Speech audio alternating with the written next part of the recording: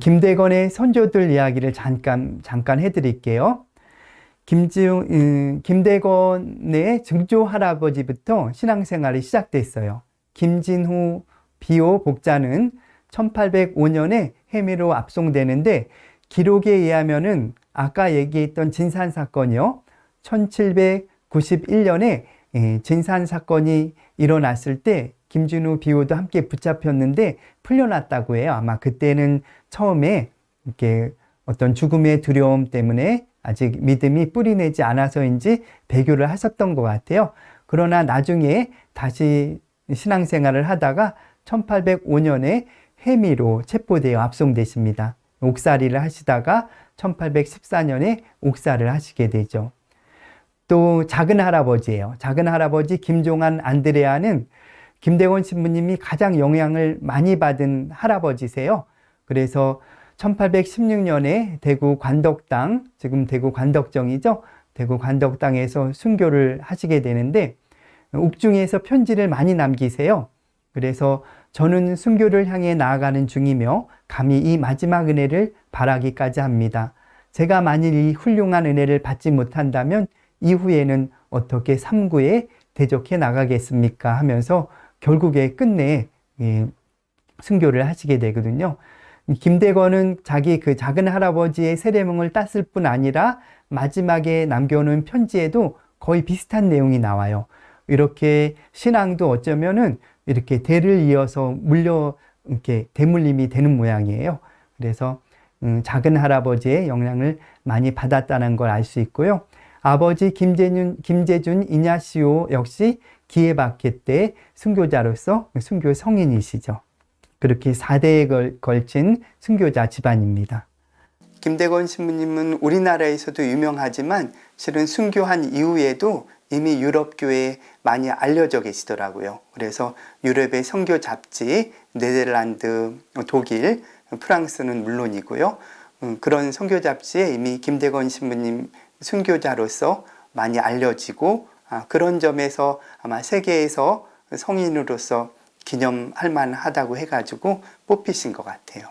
아마도 일반 사람들, 우리 국민들도 김대건 하면 한국 최초의 천주교 사제이시다라고 하는 것을 알지 않을까 싶어요. 한국인 최초로 유럽어를 구사한 유학생, 뭐 이런 평가도 할 수 있을 거고요.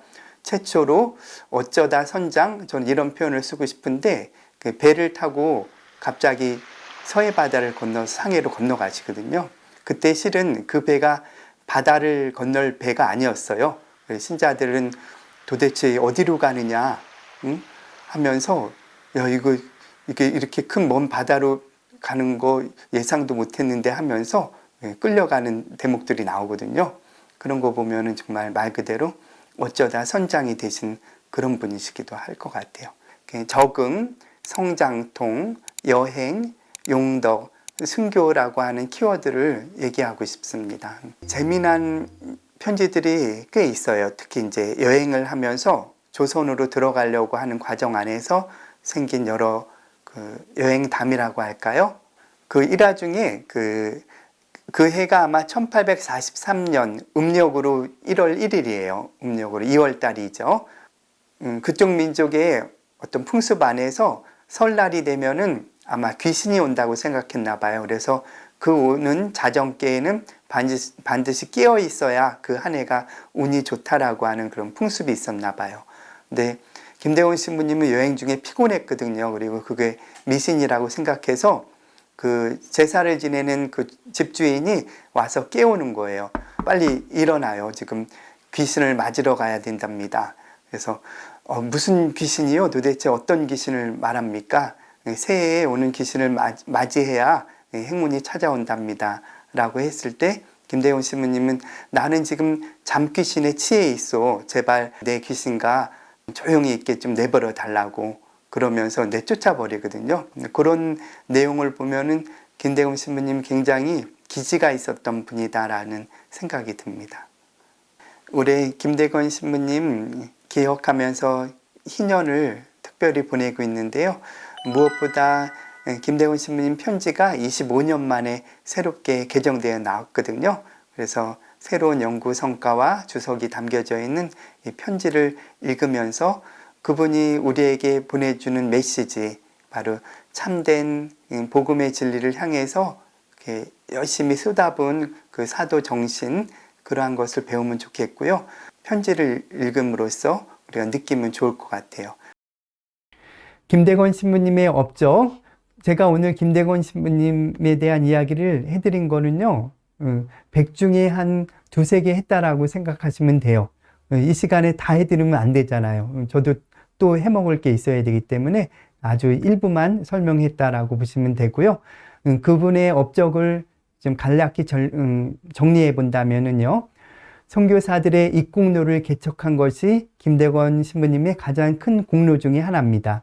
그 이전까지는 전부 육로로만 왔어요. 근데 박해가 심해지면서 감시가 삼엄해지고 육로가 막히기 시작했거든요. 그래서 바닷길을 처음으로 여셨던 분이 김대건 안드레아 신부님.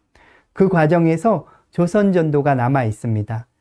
조선 정부의 지도를 베껴서 좀 더 서해안의 섬과 이런 걸 자세히 표시해서 거기에 울릉도 독도가 또 다 정확히 표시되어 있어요. 조선 전도를 작성해 주셨고, 또 7개월간의 짧은 사목생활, 3개월간의 감옥생활, 또 나머지는 또 배에서 보낸 시간도 많았어요.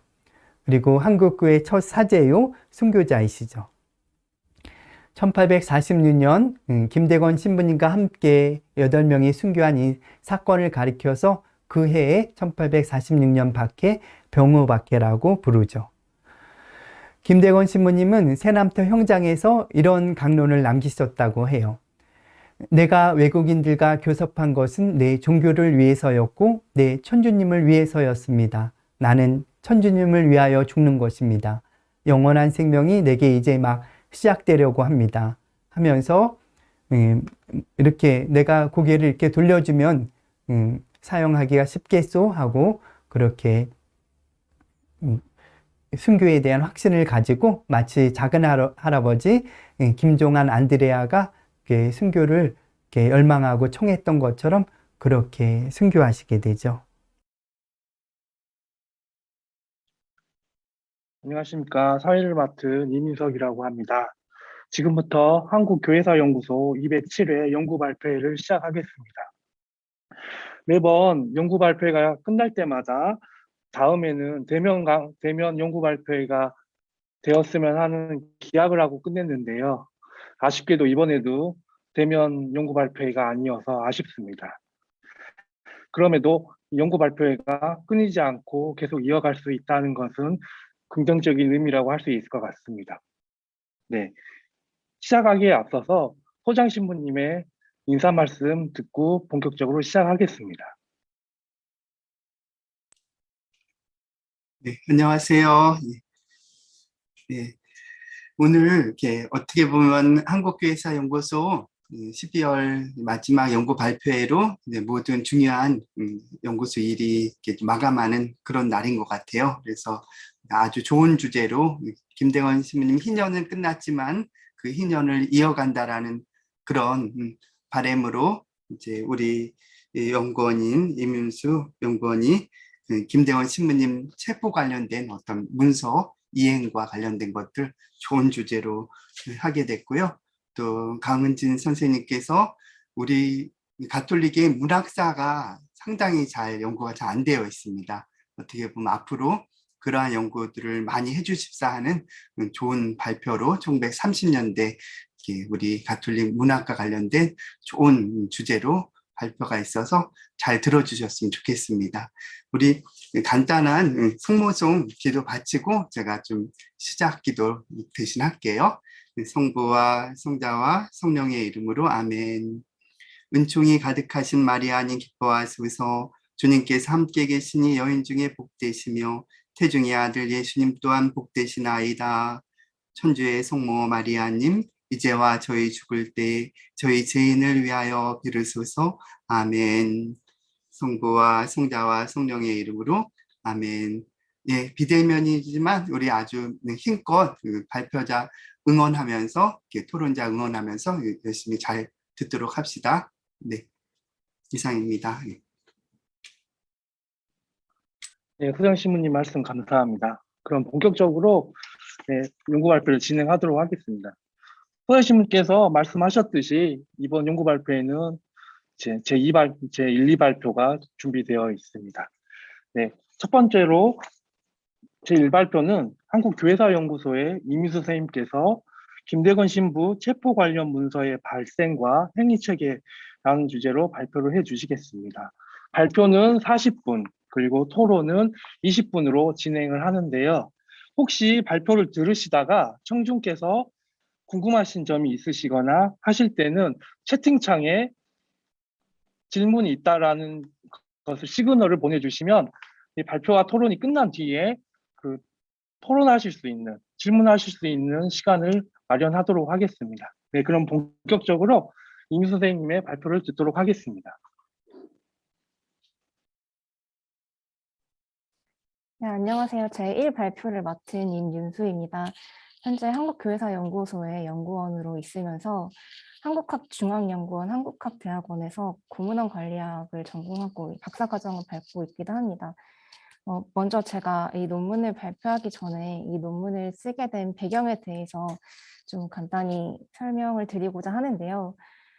올해 김대건 탄생 200주년을 맞이해서 연구소에서 이런 개정판, 김대건 신부님 자료집이 개정판이 나왔습니다. 그래서 이 개정판 작업을 하면서 등록률 사료에서 보이는 그런 고문서들만 따로 뽑아서 고문서학적인 시점에서 정리하면 이 사건이 어떤 과정을 거쳐서 처리되었는지 알 수 있지 않을까라는 궁금증에서 시작을 하게 되었습니다. 그러면은 PPT 공유를 하겠습니다.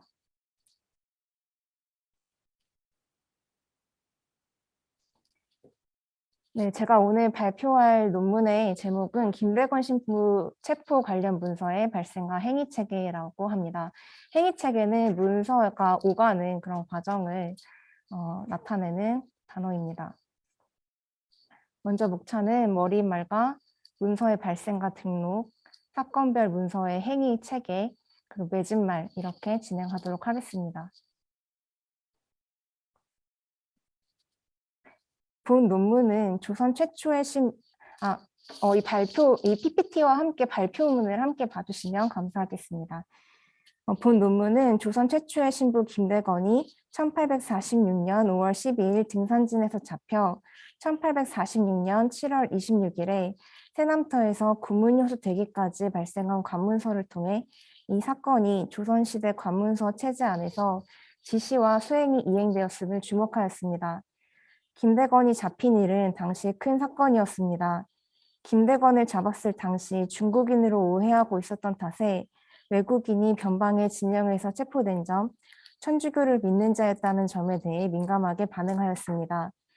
체포 후 새로이 밝혀지는 정보를 보고하는 과정에서 황해 가명의 감사와 그 관할하에 있는 진영의 수사 첨사관 문서, 황해 가명과 구관관 문서, 황해 가명과 후천관 문서 등이 발생하였습니다. 이 문서의 내용은 발급자와 수취자가 문서의 내용을 각 관청에서 따로 기록하여 등록으로 남겼습니다. 본 논문에서는 등록률 사료를 분석하여 발급되었던 문서를 추적하고 이를 시간의 흐름 순으로 정리할 것입니다. 또한 사건의 전개 과정을 관련 문서끼리 묶어 아문의 상하 또는 대등한 관계 안에서 문서의 행위 체계를 그려봄으로써 사건을 구체적으로 살펴보고자 합니다. 2장 문서의 발생과 등록입니다. 김대건이 체포된 사건과 관련한 현저 문서가 없으므로 문서 내용을 베껴 적어 놓은 등록률 문헌에서 발췌하는 방법을 선택하였습니다. 참고한 자료는 해서 문청록, 우포청 등록, 승정원 일기, 비변사 등록, 일성록입니다. 원문은 소장처에서 제공하는 원문 이미지 및 영인본, 국사편찬위원회 한국사 데이터베이스를 참고하였습니다. 등록이란 원문서를 베껴서 책자 형태의 기록물로 편찬한다는 의미입니다. 국왕과 신하 사이에 주고받은 글은 지금 하네? 하네? 주고받은 글은 승정원을 통해 출납되며 승정원은 정규축을 만들어 승정원 일기에 옮겨 적었습니다. 국왕과 신하 사이에 주고받은 말은 군신이 만나는 자리에 함께 입시한 승정원의 주서가 주서 초책에 기록하였다가 승정원 일기에 옮겨 적습니다. 또한 국왕의 기하를 거친 계문과 거행주권은 판부가 작성되면 승정원에서는 문서의 내용을 실제로 시행할 아문에 분부하였습니다. 관련 아문의 낭청이 승정원에 와 거행조건의 내용을 등출해 가면 각 아문에 의해 판부의 내용이 실제로 시행되었습니다. 각 아문에서 등록한 기록물들을 아울러 살펴봄으로써 사건과 연계된 관청, 인물, 행위체계, 문서의 행위체계를 종합적으로 살펴볼 수가 있습니다. 다음에 제시하는 이 표는 문헌에 드러난 문서를 추출하여서 시간의 흐름 순으로 정리한 것입니다. 동일한 문서 내용을 수록하고 있는 문헌 사료를 통해 사건의 처리를 담당한 관련 아문을 전체적으로 살펴볼 수가 있습니다. 본 논고에서는 문서명, 발급자, 수치자, 내용, 출처, 비고 이렇게 크게 나누어서 정리를 하였고요. 일단 이 문서들을 추정하는 방법에 대해서 또 간략하게 설명을 해드리면 먼저 출처란에 적힌 등록에 문서명이 직접적으로 언급되어 있는 것을 기준으로 먼저 삼고 그렇지 않은 경우에 지금 1번 문서 같은 경우에 비고에 2번 장계에 언급되어 있다라고 되어 있는데 이거는 장계와 같은 문서를 작성하는 그 서식과 관련이 있습니다. 장계를 작성할 때 이 문서를 작성하게 된 근거 문서를 먼저 기재한 후에 그 문서를 보내는 목적을 그 뒤에 서술을 하는데요. 그렇기 때문에 이 장계 안에 이 상단에 이 장계의 내용에 첩정이 함께 기재되어 있기 때문에 이 장계 문서만을 보고도 첩정이 먼저 보내졌구나라는 것을 추정할 수가 있는 것입니다.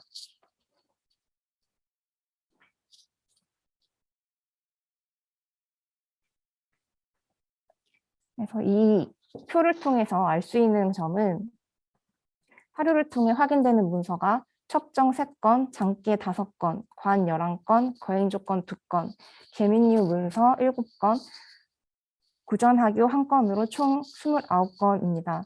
이 사건은 크게 황해 감형, 포청, 비변사, 국왕이 개입하여 처리되었으며 사건의 최종 결재자는 헌종이었습니다. 황해 감형에서는 본 감형에서 출발급한 문서를 해서 문청록에 기록하였으며 포청의 경우에는 우포청 등록에 기록하였습니다. 문서가 국왕에게 보고되고 승정원에서 판부의 내용을 직계하문에 인계하였기 때문에 승정원 일기, 비변사 등록, 일성록에도 동일한 내용이 수록되게 됩니다.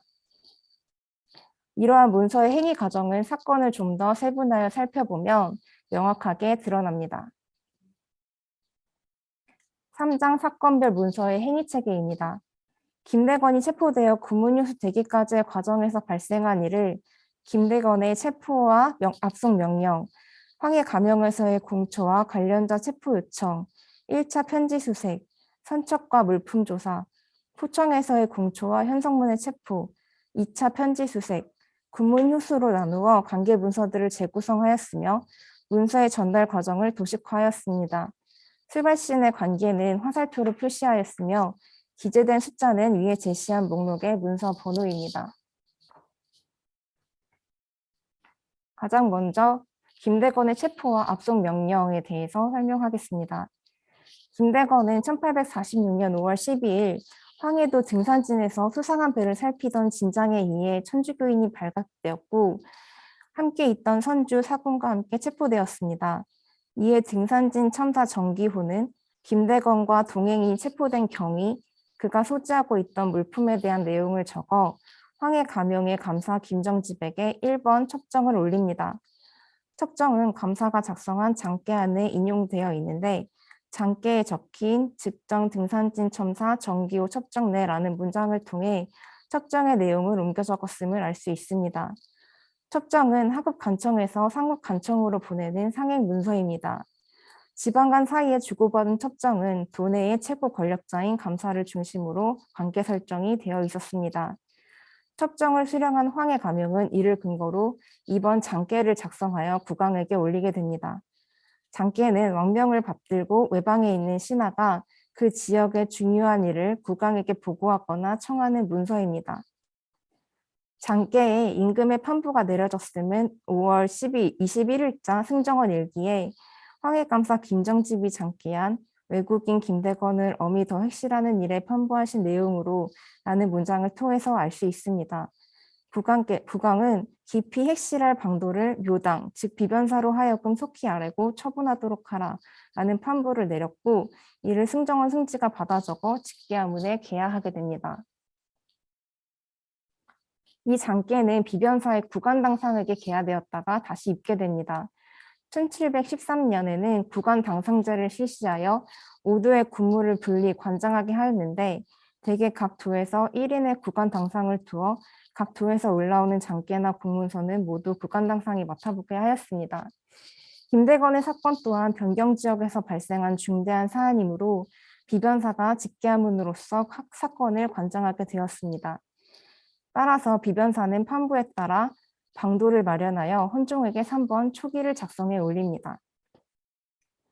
초기는 각 관하에서 정무상 중대하지 않은 사항을 사실만 간단히 적어 국왕에게 아뢰는 문서로 계문의 한 종류입니다.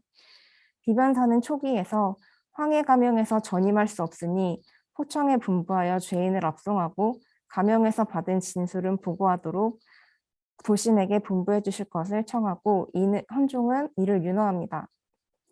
직계하문은 판부 내용에 따라서 명령을 수행할 기관에 관을 보내게 됩니다. 관은 동등 이하의 관서에 발송하는 명령서로 주로 관련 업무를 상고하거나 관원을 차정하기 위해 작성하였습니다. 동등한 품계의 야문 사이에 오가는 평행문서가 하행문서로도 사용되었다는 것은 문서학적으로 이례적인 현상이라고 할 수 있습니다. 먼저 문서의 기두사로 위상료사, 위상고사가 기재된 다음 발급 사유가 나오게 됩니다. 본문은 장께와 마찬가지로 발급 근거가 되는 문서를 먼저 기재한 뒤 전달 사항을 기재하는 것이 일반적입니다. 4번 관은 초기에 대한 재가를 받은 비변사에서 황해 가명에 보낸 것으로 하행문서의 관이라고 할 수가 있습니다. 포청 또한 비변사로부터 가명의 죄인을 압송하라는 정도를 전해받고 5월 21일 두 건의 관을 발급하게 됩니다. 5번 문서는 수치자가 명확하게 언급되어 있진 않지만 종교를 받고 죄인을 압송하기 위해 군관과 군사를 내려보내니 쇠마를 교체하도록 공급하고 음식을 대접하여 지체되는 일이 없도록 하라는 내용으로 보아 압송하는 길목에 있는 지방 가명에 보낸 것으로 추정할 수가 있습니다. 6번 문서는 황해 가명에서 보낸 관으로 비변사 초기에 기재된 판부에 이거하여 전달 사항을 언급합니다. 군관과 군사를 차정하여 내려보내니 관문이 도착하는 즉시 죄인들을 압송할 것을 전하고 있습니다. 두 건의 관은 포도대장과 감사가 모두 종이품이므로 평행문서라고 할 수가 있습니다. 동등 품계의 간청의 경우 관을 보내면 다시 관으로 답변을 받습니다. 9번 5월 25일 황해 가명에서 포청에 보낸 관은 본 영문에 보낸 포청의 관에 따라 김대건, 임성용, 엄수와 추후 체포된 인문집 김중수를 김대건의 물건과 함께 포청 교졸에게 내주었음을 알립니다. 국왕에게도 죄인 김대건, 임성용, 엄수 등을 물건과 함께 포청 교졸에 내어주어 압송하며 받아낸 공초는 이미 등문하였음을 11번 장께로서 올립니다. 죄인들과 소지품은 5월 28일 우포청에 도착하였고 이 길인 29일에 황해 가명에 잘 도착하였으므로 상고하여 시행할 것이라고 15번 관을 보내게 됩니다. 2번 황해 가명에서의 공초와 관련자 체포 요청입니다. 황해 가명에서는 김대건과 선주, 사공을 체포한 후 추고하였습니다. 이 공초에서 김대건은 본인이 중국 사람이며 본명은 오대건인데 중국의 희귀한 성이라 김씨성을 썼다. 유람차 왔으며 이리저리 걸씻겠다고 둘러댑니다.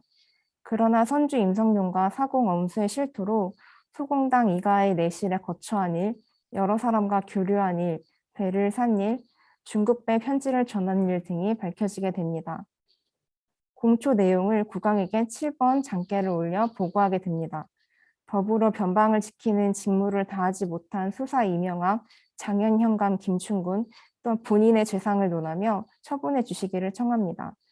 장계를 받은 국왕은 처벌을 기다리지 말라고 답변하라는 판부를 내리는데 판부를 내립니다.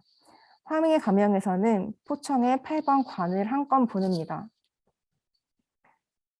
공초를 통해서 김대건과 관련한 사람들이 각자 충청도나 경기도에 흩어져 있었습니다. 황해 감형에서도 이들을 체포하기 위해서 포조를 보냈으나 포청으로부터 도움을 받기 위해 같은 무리의 사람들을 이체 기찰하여 체포하라는 관을 보내게 된 것입니다. 포청에서는 10번 관을 보내 공초에서 언급된 남경무는 이미 체포되었고 그 밖에 여러 놈은 기한을 정해 기찰하여 체포하도록 신칙하였다고 하면서 덕산에 사는 김수녀, 은진의 구순호는 거주지가 지방이므로 비변사에 아랜 후에 포조를 보내려고 한다고 회답합니다. 3차 편지 수색입니다. 먼저 이 표에서 수정해야 될 것은 가장 우측에 있는 승정원이 아니라 관련 아문입니다. 추후에 수정하도록 하겠습니다. 김대건이 황해도 옹진 마하포와 장현 목동에서 중국배에 편지를 전하였으니 공초를 통해서 드러나게 되자 황해 감형은 해당 지역의 지방관들에게 12번 하익문서로서의 관을 보내 중국배가 출몰하는 곳을 염탐하여 기어코 찾아오라는 명을 내립니다. 14번 장계에 비밀리에 각 해당 지방관에게 관을 보내라고 언급되어 있어 이를 확인할 수가 있었습니다. 고 수사 임명하객에서 13번 첩정이 도착합니다. 이 문서 또한 14번 장계의 근거 문서로 인용되어 있어 알 수 있습니다. 편비 유상은 역하 김용남, 장교, 황길승 등을 보내 연해내 먼 바다에서 정찰하여 편지를 찾아냈다는 보고였습니다. 황해 감형은 수사의 첩정의 내용을 기재한 14번 장계를 헌종에게 올렸습니다. 더불어 편지와 지도는 국께 봉하여 비변사에 올려보내며 아직 찾지 못한 편지는 더 탐색하여 찾아내겠다고 보고합니다. 이 장계가 국왕에게 올라간 후 5월 30일 대신과 비국당상을 불러 입시한 자리에서 여러 우려들이 쏟아집니다. 승정원 일기에는 김대건이 붙인 편지에 대한 우려와 이를 지체시킨 포청에 대한 질책이 연석에서 논의되는데 헌정의 처결 끝에 협주로 출거조라고 덧붙여 있습니다. 우측의 이미지를 보시면 출거조라고 적힌 것을 보실 수가 있을 것입니다. 거조는 거행 조건으로 출거조는 거행 조건을 내었다라고 해석할 수가 있습니다. 거행 조건은 연석에서 국왕과 신하가 논의한 내용 중 장차 거행할 사안을 연석이 파한 후에 승정원의 주서가 정수하여 입기하는 문서를 지칭합니다. 입계된 거행 조건에 대하여 국왕은 계하, 비답, 유증, 환급의 방식으로 처결하였습니다.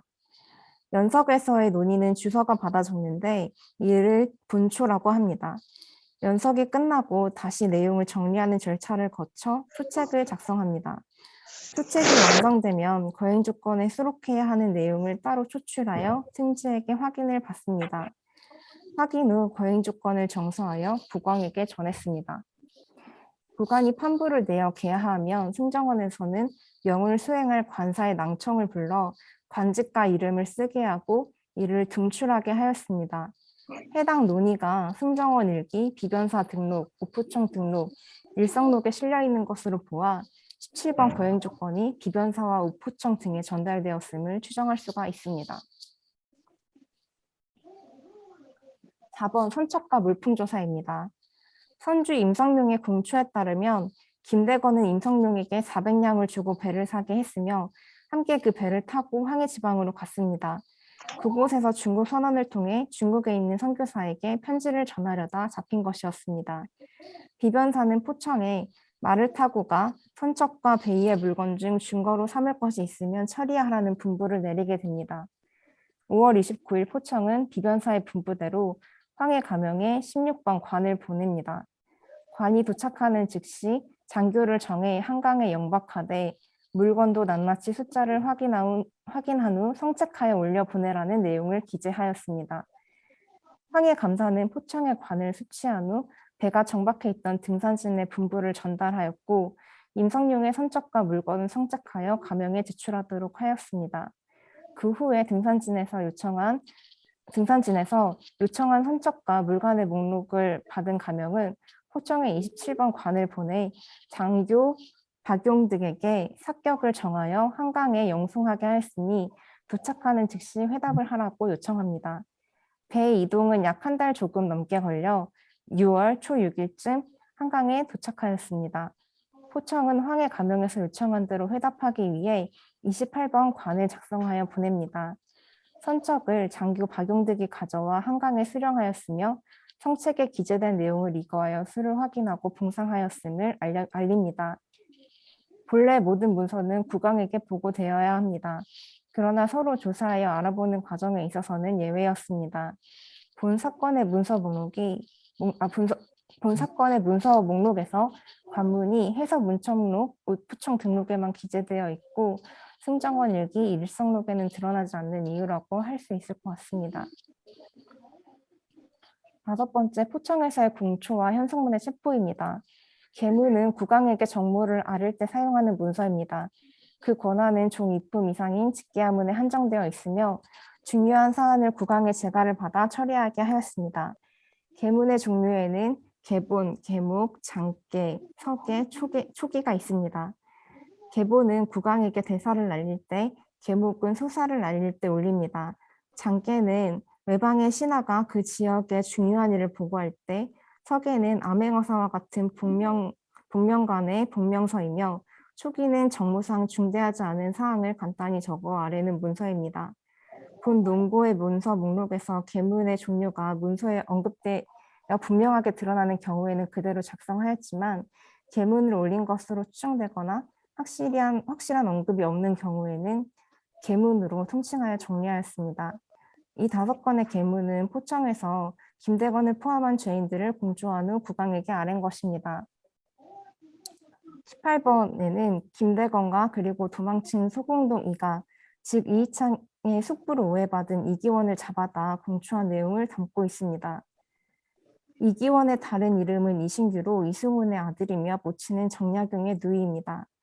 당시 포청에서는 소공동 이가와 같은 성씨이고 천주교인이었다는 것을 근거로 그를 숙부로 오해하고 체포하여 공초한 것입니다. 이기원은 본인이 조카 때문에 잡혔다고 생각하여 조카의 이름인 이재용을 언급하였고 이재용은 만난 지가 오래라 알지 못한다고 고합니다. 포청은 소공동의 이가가 이승훈의 후손 이재용이라고 판단하여 헌종에게 이재용은 12년의 천주교 괴수인 승훈의 후손이라고 아뢰게 되는데 윤 5월 6일 승정원 일기와 일성록에 실린 신하와 국왕의 연석에서 기해년에 놓친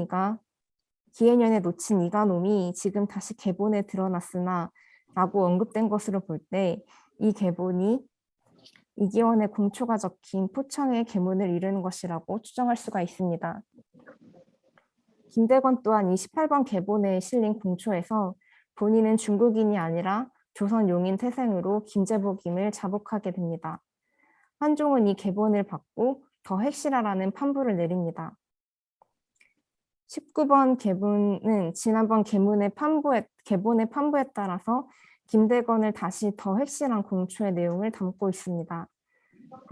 공초가 적힌 기록의 양이 상당하기 때문에 위의 문서처럼 계문의 형태로 작성되어 국왕에게 아뢰졌을 것으로 추정할 수가 있습니다.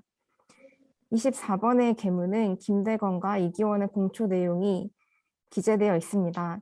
이기원의 공초에서 소공동 이가의 이름인 이이창이 언급됩니다. 이에 헌종은 이재용과 이이창 모두 기찰하여 정탐하고 체포되기를 기다려 사정을 얻어내도록 하라는 판부를 내립니다. 계목을 올렸음을 분명히 명시하고 있는 경우도 있습니다. 25번 포청의 계목입니다. 국왕의 판부에 이 계목을 보건대 라고 한 것으로 보아 계목으로 작성되었음을 알 수가 있습니다. 계목이 올라가기 전날인 22일 이재용을 체포했다고 급하게 보고됩니다. 후패에 이재용이라고 적혀 있었는데 이는 기해박해가 있던 기해년에 도망쳐서 병선명한 것으로 본래의 이름은 현성문이라고 하였습니다. 포청에서는 이재용과 이재용의 이름자가 비슷하여 이재용이 현성문이라고 판단하였습니다. 그러나 둘은 다른 인물이며 현성문이 변성명하여 사용한 이름은 이재영이었습니다. 이에 포청에서 현성문의 문초가 진행되었으며 공초 내용이 계목으로 보고된 것입니다. 헌종은 이재영이 현성문이라면 이재용은 다른 사람인지 의문을 제기하였고 다시 상세히 고쳐 계목할 것과 이재용을 다시 체포할 것을 명합니다. 26번의 계목은 25번의 전교에 따라서 다시 문초하여 올린 것입니다.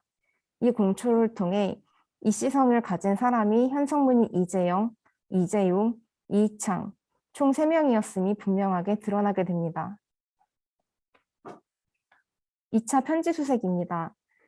앞에 진술을 통해서 김대건이 황해도의 옹진 마하포와 장현 묵동포에서 2차례 중국배에 편지를 전한 일이 밝혀졌습니다.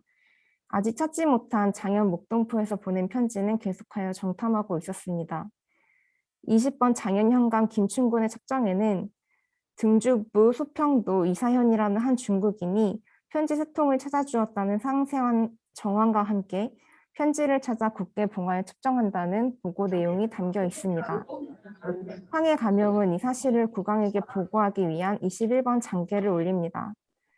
3통의 편지를 국계 봉화여 비변사에 올리오며 연유를 급히 장계하는 일입니다. 라고 되어 있습니다. 장계는 승정원을 거쳐 국왕에게 짓게 되었으나 그 증거품인 편지는 먼저 상급 아문인 비변사로 보내졌음을 알 수가 있습니다. 이후 편지가 국왕에게 전달되었는데 윤 5월 5일 편지에 대한 국왕의 구전하교가 있었습니다. 구전하교는 승지가 입시하지 않았을 때 국왕이 승전색이나 사하를 통해 승정원의 구두나 문서로 내려지는 것입니다. 구전하교의 내용은 좌우포청에 발표하여 김대건 편지를 다시 내어주고 김대건의 글씨체를 시험하라는 것이었습니다. 승지는 거행 조건과 마찬가지로 명을 수행할 관사의 낭청을 불러 베껴 적어가게 하였으며 승정원 일기, 비변사 등록, 일성록, 우포청 등록에 수록됩니다. 포청은 하교에 따라 김대건의 글씨체를 시험하였습니다. 시험 삼아 쓰게 한 글씨체와 편지의 글자체가 차이가 있었으나 김대건은 편지는 철필로 작성했으며 지금은 깃털 붓으로 작성했기 때문에 자획이 굵은 것이라 증언하였습니다. 받아낸 공초는 헌종에게 23번 계문으로 작성되어 국왕에게 전달됩니다. 헌종은 계문의 판부를 작성하여 개하하기를 시험 삼아 쓰게 한 글씨와 그림의 서투름과 익숙함이 같지 않고 서찰에 말듯이 이심스러우니 더욱 확실하여 표현하도록 하라고 하였습니다. 또한 편지를 대신 써준 이창에 대해서 더 자세히 알아내게 하고 기찰하여 정탐하도록 하였습니다. 마지막 군문효수입니다. 7월 15일 연석에서는 김대건에게 어떤 처분을 내려야 할지에 대한 논의가 이어집니다. 7월 25일 다시 열린 연석에서 헌종은 등연한 대신과 모든 재상에게 이견을 묻습니다. 모두 즉시 처결해야 함을 아뢰었고 처결 방식에 대해서 영의정 권돈이는 김대건의 죄는 대역부도에 해당하므로 군문으로 내보내 효수 경중해야 함을 주장했습니다. 헌종은 그렇게 하라고 비답을 내리게 되고 승정원은 이 사안에 대해 출거조, 즉 29번 거행 조건을 내었습니다. 다음 날인 26일 좌우포청에서 김대건을 어영청으로 보냈음을 국왕에게 보고하였으며 어영청은 사장에서 효수경중할 것을 아뢰었습니다. 정규에 따라 김대건은 태남터에서 효수경중되었으며 이후 어영청에서 다시금 김대건을 효수 경중하였다고 국왕에게 아뢰었음이 일성록에 기재되어 있습니다. 외진말입니다. 본 논문에서는 김대건 신부가 체포되어 군문효수 되기까지 발생한 관문서에는 무엇이 있는지, 관문서가 처리되는 과정에 대한 행위 체계를 사건별로 정리하였습니다. 단순히 사료에 적힌 글을 나열하는 것이 아니라 고문서학적인 관점에서 문헌 자료 안에 드러난 문서를 구체화하여 조선시대 관문서 체제 안에서 지시와 수행이 이행되었음을 확인하고자 하였습니다. 이 장에서는 역으로 해서 문첩록, 우포청 등록, 승정원 일기, 비변사 등록, 일성록과 같은 등록류 사료를 검토하여 정리하였습니다. 3장에서는 사건의 전개 과정을 나누어 살펴보았습니다. 연결된 하나의 사건이지만 새로운 보고사항에 따라 문서가 작성되었고 그에 대한 답변이 또한 문서로 작성되어 보내졌기 때문에 관련 문서끼리 묶을 수 있었습니다. 본 논문은 현존 문서가 없어 2차 사료를 통해 그 존재 유무를 확인할 수밖에 없는 한계를 가집니다. 따라서 과정 중에 기재되지 않은 문서들이 발생할 수밖에 없습니다. 추후 실문서의 발굴을 통해 새로운 내용을 밝혀낼 수 있기를 기대합니다. 네, 참고 문헌입니다. 감사합니다. 네, 이민 선생님 발표 감사드립니다. 네, 이민 선생님께서는 김대건 신부님이 1846년 등산포에서 잡혀서 7월 26일 새남도에서 고문 호수되기까지 발생한 관문서를 꼼꼼히 찾고 그 문서의 행위 체계를 통해 김대건 신부의 체포부터 순교까지의 사건을 구체적으로 살펴보았습니다. 이 발표에 대해서는 한국과학중앙연구원에 계시는 김병구 선생님께서 토론해 주시겠습니다. 네, 일전에 말씀드린 대로 20분의 토론을 진행하도록 하겠습니다. 네. 네, 안녕하세요. 소개받은 김병구입니다. 저 준비한 토론문을 읽으면서 진행하겠습니다. 본 논문은 해서 문천록, 우포청 등록 등의 등록 자료를 통해 조선 최초의 신부인 김대건의 체포와 효수 과정을 다루고 있습니다. 등록에 전사된 여러 종류의 공문서를 분석하여 당시의 정황을 일목요연하게 정리하고 각 문서들의 행정과 처리 방식에 대해 밝혔다는 의의가 있습니다. 제가 준비한 토론문은 문제점의 지적이라는 측면이 아니라 보다 나은 개선 방안을 모색한다는 측면에서 작성되었습니다. 감히 몇 가지 의견을 드리고자 합니다. 먼저 논문에서는 참고 자료로 해서문첨록, 우포청 등록의 등록 자료와 승정원 일기 등의 연대기 자료를 제시하였습니다. 이 중에서 각주로 그 근거를 밝히긴 했지만 핵심이 되는 해서 문첨록과 우포청 등록에 대한 추가적인 소개가 필요하다고 생각합니다. 예를 들면 등록의 편찬 시점이나 등록의 체제나 아니면 기타 서지 사항 그리고 전체 이 등록의 내용 안에서 김대건 사건이 차지하는 범주 등을 설명해 주시면 좋을 것 같습니다. 두 번째는 논문 2장에서 사료에 수록된 문서를 크게 첩정, 장계, 관, 거행조건, 계문류, 구전하교로 구분하셨습니다. 그러나 장계나 거행조건의 경우에도 고문서의 분류상 계문에 속하므로 기존의 방식대로 구분할 경우 혼란을 피하기 어려워 보입니다. 크게는 왕명이 문서화된 경우가 있고 신하가 보고하는 문서가 있고 마지막으로 관청 간의 의견을 주고받는 문서가 있습니다. 그래서 이 범주 안에서 한번 문서의 분류를 다시 재편하는 게 어떨까 합니다. 세 번째로 3장에서는 사건의 구체적인 정황과 문서의 행위 체제를 서술하고 있습니다. 이 김대건 사건이 약 2달간에 걸쳐서 발생하였고 여기서 발생한 문서의 내용과 흐름을 다루고 있어서 읽어내야 하는 정보량이 적지 않습니다. 그런데 여기에 이제 구간마다 문서의 개념이나 정의가 이제 추가로 설명이 되고 있어서 이 부분은 2장에서 설명해 주시는 것이 어떨까 합니다. 마지막으로 사건별로 문서의 행위체제와 관련한 그림이 제시되었습니다. 문서의 흐름을 한눈에 살펴볼 수 있다는 점에서 유용하지만 국왕과 비변사, 황해가명, 포도청, 승정원 각 관청의 위계에 대해서 고려할 필요가 있습니다. 그림 1을 예시로 들면 황해가명과 포청과 각 가명은 수직관계로 표현이 되어 있고 나머지는 수평관계로 표현이 되어 있으며 비변사는 별개의 영역에서 그려지고 있습니다.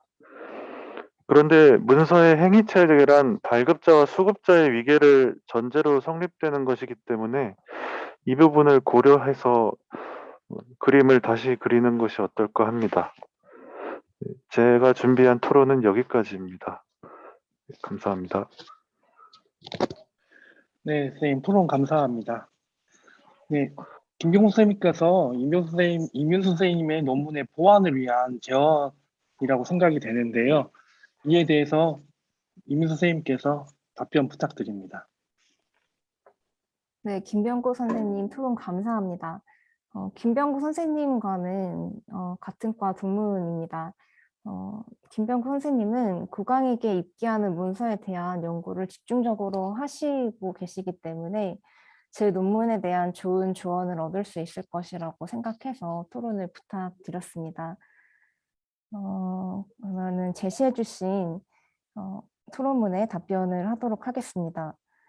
먼저 회사 문청록과 우푸청 등록에 대한 추가적인 소개가 필요하다고 생각한다라고 하셨습니다. 먼저 이 질문에서 또 제가 놓친 실수를 하나 발견하였는데요. 논고에서는 참고한 자료에 대해서 아울러 등록류 사료라고 뭉뚱그려서 제가 서술을 하였는데 등록 자료와 연대기 자료를 분명하게 지칭했어야 했던 것 같습니다.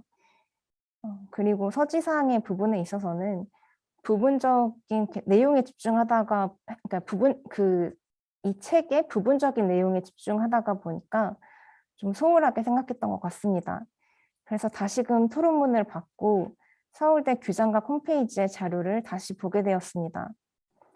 그래서 간단하게 덧붙여 설명을 하자면 내용적으로 보았을 때는 황해감사, 그러니까 회사 문청록 같은 경우에 황해감사 김정집이 재직하고 있던 시점인 1845년 1월부터 파직당한 1846년 6월 15일 이 사이에 문서 내용을 필사한 책입니다. 황해도의 각종 폐단, 환곡, 해세, 공반점, 전정 등의 폐단 등이 구체적인 통계 숫자의 제시와 함께 자세히 수록되어 있습니다. 특히 김대건에 대한 장계도 그런 체포 과정에서부터 압송되기까지의 사정을 잘 나타내주고 있다는 점에서 김대건 연구로서 중요한 자료로서 평가되고 있는 것입니다. 장계 혹은 비변사에 보고한 문서로 구성되어 있는데 10건의 문서 중 절반인 5건이 김대건에 대한 장계가 수록되어 있어서 해서 문청록 이 책 상에서는 김대건 사건이 차지하는 범주가 크다고 볼 수 있을 것 같습니다. 근데 이것이 김대건 사건에 주목했다기보다는 김정집이 황해도 관찰사에 재직하고 있던 그 시점을 중심으로 작성되었기 때문이라고 생각을 합니다. 또 제가 이걸 보다가 문제점이 발견이 됐는데 서지사항적인 측면입니다. 홈페이지에는 편자 미상, 작성 연대 미상이라고 정리되어 있습니다. 그러나 이미지를 보니 재질이 한지로 보이지가 않고 청색의 판식이 인쇄된 인찰공착지의 형태적인 측면에서도 20세기 초반에 작성된 것으로 보이기 때문입니다. 당시 가명에서 작성한 등록의 원본이 아니라 이후 다른 목적으로 베껴 적어 놓은 것이라고 할 수 있을 것 같습니다.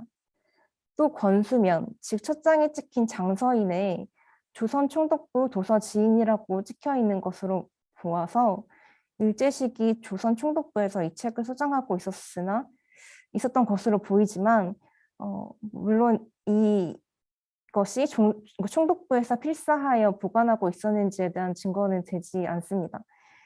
그렇다면 실제로 황해 가명에서의 등록 내용을 베낀 것인가 하는 문제는 추후 연구를 통해서 보완해야 할 것 같습니다. 마지막으로 우포청 등록은 1807년 1월부터 1882년 사이에 재반 사무에 관한 기록들을 모은 책입니다. 총 30책으로 필사되어 있으며 김대건과 관련된 서술은 5책에 기재되어 있습니다. 조선 19세기의 포도청에 관한 기본 사료이며 당시 사회상의 일면을 엿볼 수 있는 자료입니다. 보통 하나의 사건을 다루면서 초기, 공초, 결안, 계목, 해당 지방 간의 부고 이와 같은 순으로 정리되어 있기 때문에 전체 내용 중에서는 일부이지만 김대건의 체포 이후의 과정을 연구하는 데 있어서 김대건의 공초 내용과 국왕에게 보고되는 과정들을 자세히 알 수 있다는 점에서 빼놓지 않고 보아야 할 자료라고 생각이 듭니다. 그리고 두 번째 질문에 대해서 답변하겠습니다. 장계나 거행 조건 또한 구문서 분류상의 계문에 속하므로 기존의 방식대로 구분할 경우 혼란을 피하기 어려워 보인다라고 해주셨습니다. 그리고 제시해 주신 방법에 대해서 적극적으로 반영해야겠다는 생각도 했습니다. 장계 또한 계문이라는 것을 인지 못하고 있었던 것은 아니나 외방에서 올렸던 문서라는 점에서 보다 그래서 서술하기 쉽게 따로 분류했던 것인데 오히려 이것이 카테고리를 좀 혼란스럽게 할 수도 혼란스럽게 한 것 같습니다. 그래서 좀 더 정확하고 일목요연하게 분류하여 수정 보완하겠습니다. 그리고 거행 조건 같은 경우에 토론자께서 거행 조건이 계문에 속하신다고 하셨는데 이거는 제가 아직 이 거행 조건을 어느 카테고리에 속해야 되는지 아직 잘 몰라서 토론자분께 좀 질문을 드리자면 토론자께서 계문으로 분류하시는 이유가 신하가 국왕에게 개헌한 내용을 거행 조건으로 내기 때문인지 아니면 승정원에서 거행 조건을 작성하여 국왕께 올리기 때문인지 그것이 좀 궁금해서 이후에 답변을 부탁드리겠습니다. 그리고 3번은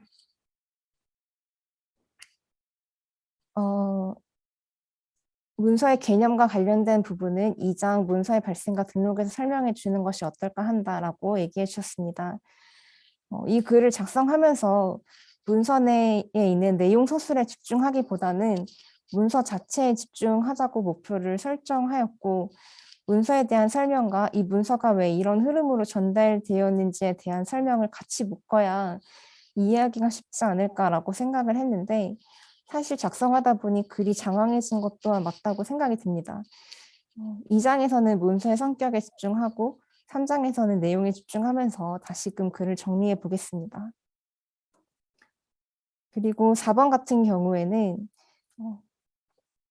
이 그림을 좀 수정했으면 좋겠다라는 의견을 제시해 주셨습니다. 고문서 공부를 하면서 이 논문에서 하고자 하는 말을 도표로서 제시할 줄 알아야 깔끔한 논문이 된다고 배운 적이 있습니다. 그래서 이 논문을 통해서 좀 그 도표로서 그려봄으로 시도를 해본 건데요. 사실 도표로 제시하면서 어떻게 배치를 해야 쉽게 이해할 수 있을까를 고민하면서 배치를 하였습니다. 그래서 정확하게 나눠지는 것이 아니라 글로서 설명하진 않았는데 국왕을 통해서 문서가 거쳐갔기 때문에 헌종을 중심으로 두고 우측에는 중앙 관청 그리고 좌측에는 서울을 포함한 이렇게 지방 관청으로 나누어서 정리를 시도한 것입니다. 그리고 세로는 같은 풍계의 아문을 배치하고자 한 것입니다. 하지만 이제 조언해 주신 대로 다시 한번 고민해 보고 도표를 다시금 만들어 보도록 하겠습니다. 네, 이상입니다. 네, 답변까지 들었습니다. 네, 김병구 선생님께서 더 하실 질문이랑 또 방금 발표자께서 여쭌 부분에 대해서 한번 더 말씀 주셔야 될 것 같습니다. 네, 김병구 선생님 말씀 주십시오.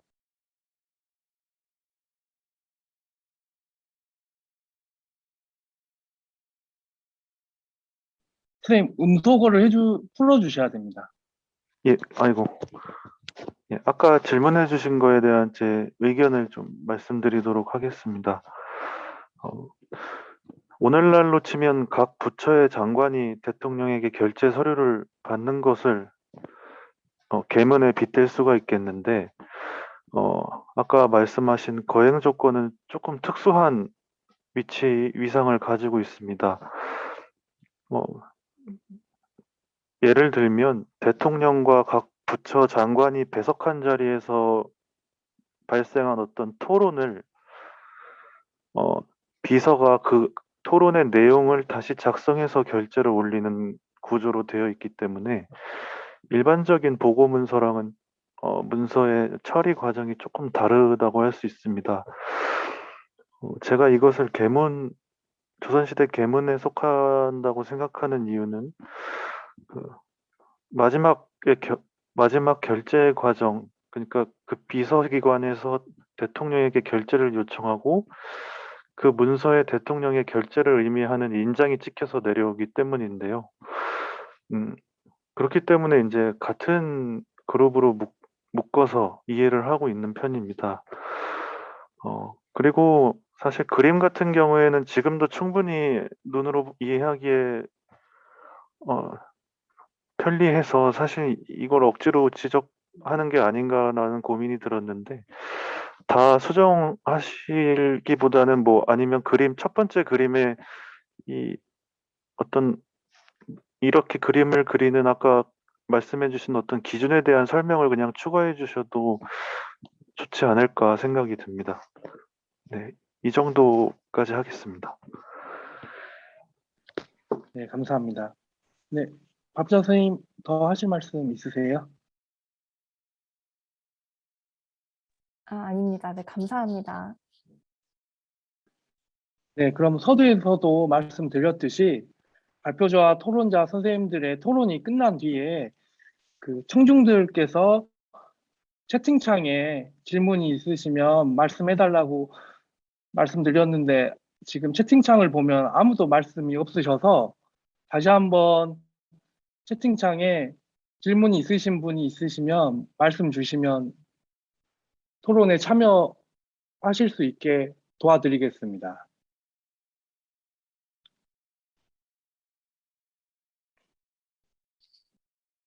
연구원의 발제는 김대건의 처형이 합법적이었고 그 합법성이 행위체계의 정교함과 절차적 타당성에 있다는 논증으로 전개되었다.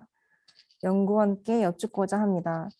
이 연구는 김대건 휴수와 관련하여 조선법의 형식 타당성과 내용 부당성 가운데 어디에서 출발하고 있는가? 그의 처형은 절차적 합법성에 토대하므로 문제가 없다는 것인가?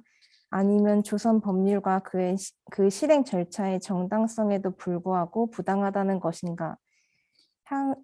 연구자는 향후 연구를 통해서 행위체계의 오류와 가시를 찾고자 하는 것인가? 라고 질문해 주셨습니다. 네, 질문 감사합니다. 저는 좀 더 이런 객관적으로 문서를 제시하면서 좀 객관적인 사실 자체에 접근하고자 하였고, 이게 뭐 부당했냐, 부당하지 않았냐에 대해서는, 제가 이렇게, 좀 더 이런 좀 역사적인